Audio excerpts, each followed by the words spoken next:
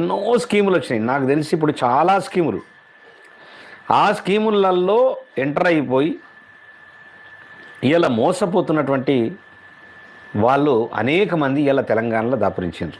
తెలంగాణలను మోసం చేయటానికి ఇతరాతర రాష్ట్రాలకు సంబంధించినటువంటి వాళ్ళు సిద్ధంగా ఉన్నారు, వీళ్ళు మోసపోవటానికి సిద్ధంగా ఉన్నారు.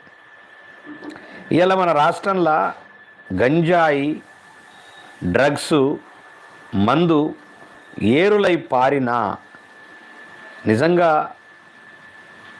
పోలీసు యంత్రాంగం కానీ ప్రభుత్వం కానీ ఎవరైనా పట్టించుకొని దాన్ని తొందరగా కట్టుదిట్టం చేసేటటువంటి పరిస్థితులు ఉన్నాయా?